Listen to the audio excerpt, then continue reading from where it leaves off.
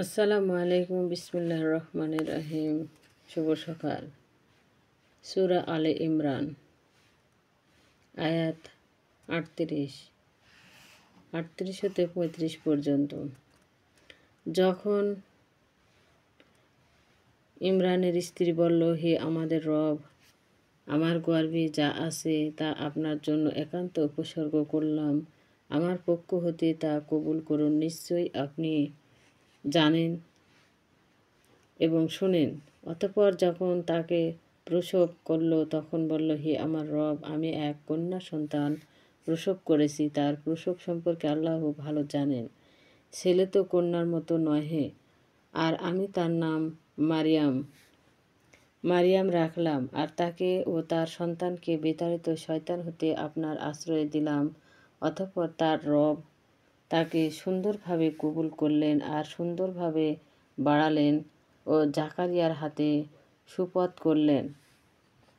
যখন জাকারিয়া তার পক্ষে যেতেন, কিছু খাবার দেখতেন, বলতেন, হে মারিয়াম, তোমার কাছে এসব কোথা থেকে আসে? বলতেন, তা আল্লাহর পক্ষ হতে আসে। আল্লাহ যাকে ইচ্ছা অগণিত রিজিক দান করেন। আর সেখানে জাকারিয়া তার রবকে ডেকে বলেন, হে আমার রব, নিজের নিকট হতে আমাকে একটি সন্তান দান করুন। নিশ্চয়ই আপনি তো প্রার্থনা শ্রবণ করেন কক্ষে যখন সে নামাজরত অবস্থায় তখন থাকে। ফেরেশতারা ডেকে বললেন, আল্লাহ আপনাকে সুসংবাদ দিচ্ছেন, ইয়ার যে হবে আল্লাহর বাণীর সমর্থক, নেতা ও সংযমী ও নবী নেতাদের মধ্যে থেকে। জাকারিয়া বললেন, হে আমার রব, কিভাবে আমার পুত্র সন্তান হবে? আমি তো বৃদ্ধ আর আমার স্ত্রী বন্ধ্যা। বললেন, এভাবে আল্লাহর ইচ্ছা মতো কাজ করবেন। বললেন, হে আমার রব, আমাকে নির্দেশন দিন। আল্লাহ বলেন, নির্দেশন হলো 3 দিন ইশারা ছাড়া লোকজনদের সাথে কথা বলবেন না। বেশি বেশি রবের জিকির করবেন। সকাল সন্ধ্যা তার তাসবিহ পড়বে। যখন ফেরেশতারা বলল, হে মারিয়াম, আল্লাহ তোমাকে মনোনীত ও পবিত্র করেছেন এবং বিশ্বের নারীদের মধ্যে মনোনীত করেছেন। হে মারিয়াম, অনুগত হও তোমার রবের আর সিজদা করো এবং রুকুকারীদের সঙ্গে রুকু করো। হে নবী, এসব অদৃশ্য সংবাদ যা আপনার কাছে ওহী করেছি, আপনি তো তখন ছিলেন না যখন তারা কলম নিক্ষেপ করেছিল যে মারিয়ামের লালনের ভার নেবে, আর তাদের বিতর্কের সময়ে আপনি ছিলেন না।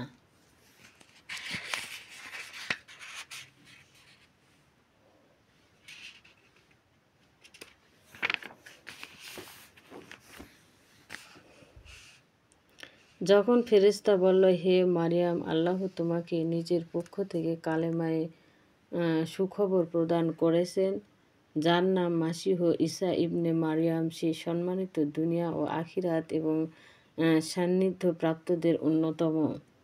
আর সে মানুষের সঙ্গে দোলনায় ও বৃদ্ধাবস্থায় কথা বলবে। সে হবে নেককারদের একজন। বলল, হে আমার রব, কিভাবে আমার পুত্র হবে? আমাকে তো কোনো পুরুষ স্পর্শ করেনি। বললেন, এভাবে আল্লাহ ইচ্ছামতো সৃষ্টি করেছেন। যখন তিনি কিছু করার ইচ্ছা করেন তখন কেবল বলেন, হও, আর তখনই তা হয়ে যায়।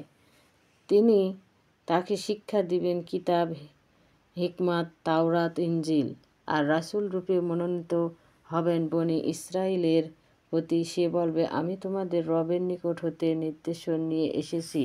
নিশ্চয়ই আমি তোমাদের জন্য মাটি দিয়ে পাখির আকৃতি বানিয়ে তাতে ফোঁক দেব।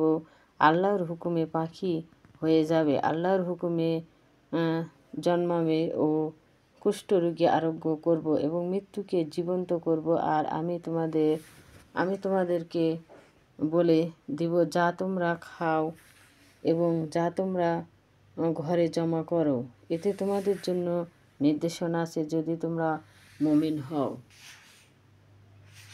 আমার সামনে তাওরাতে যা আছে তার সমতর্ক রূপে এবং তোমাদের জন্য হারামকৃত কিছু বস্তু হালাল করার জন্য।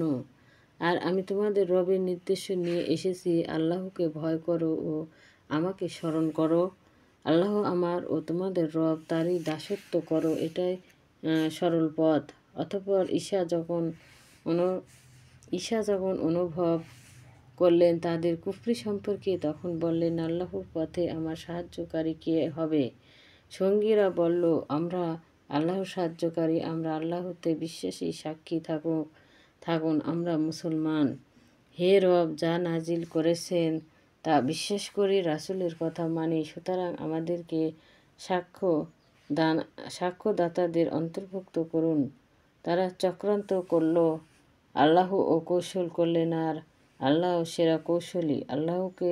আল্লাহ বলেন, হে ঈসা, আমি তোমার সময় পূর্ণ করব, তোমাকে আমার নিকট তুলে নিব, আর কাফের হতে তোমাকে পবিত্র রাখব, আর তোমার প্রকৃত অনুসারী যারা তাদেরকে আমি কিয়ামত পর্যন্ত কাফেরদের উপর প্রাধান্য প্রদান করব।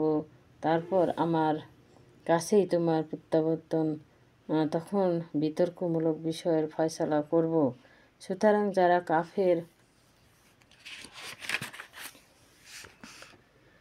কাফের তাদেরকে কঠোর শাস্তি প্রদান করব দুনিয়াতে, ও পরকালে তাদের কোনো সাহায্যকারী নেই। পক্ষান্তরে যারা ঈমান এনেছে এবং সৎকর্ম করেছে তাদেরকে তিনি পূর্ণ পারিশ্রমিক প্রদান করবেন, আর আল্লাহ জালিমদেরকে ভালোবাসেন না। যা আপনার কাছে বিব্রত করেছি তা আমার নির্দেশ বিজ্ঞানময় বাণী হতে। নিশ্চয় আল্লাহর নিকট ঈসার উপমা আদমের উপমার মতো, তিনি তাকে মাটি দিয়ে সৃষ্টি করেন, বললেন হও, তখন হয়ে গেল। এই সত্য আপনার রবের নিকট হতে, তাই আপনি সন্দেহকারী হবেন না। অনন্তর আপনার নিকট জ্ঞান আসার পরও যে তর্কে লিপ্ত হয় তাকে বলে দিন, এসো আমরা তোমাদের সন্তানদের, আমাদেরও তোমাদের স্ত্রীদের, স্বয়ং আমরা তোমার উপস্থিত হই। তারপর প্রার্থনা করি যে আমার মিথ্যাবাদীদের উপর আল্লাহর লানত। নিশ্চয়ই এই বিবরণ অতীব সত্য বিবরণ, আর আল্লাহর ছাড়া কোনো মাবুদ নেই। নিশ্চয়ই আল্লাহ পরাক্রান্ত মহাজ্ঞানী। এরপরও যদি ফিরে যায় তবে আল্লাহর ফায়সালাকারীদের সম্পর্কে যথাযথ অবহিত। ও আপনি বলুন, হে কিতাবের অনুসারীরা, আমাদের ও তোমাদের মাঝে যে বিষয়টি একই, ওর দিকে আসো। তা হলো আমরা আল্লাহ ছাড়া কারো দাসত্ব করব না। আসসালামু আলাইকুম। ভিডিওটি ভালো লাগলে অবশ্যই লাইক এবং সাবস্ক্রাইব করবেন, পাশে থাকবেন ইনশাল্লাহ।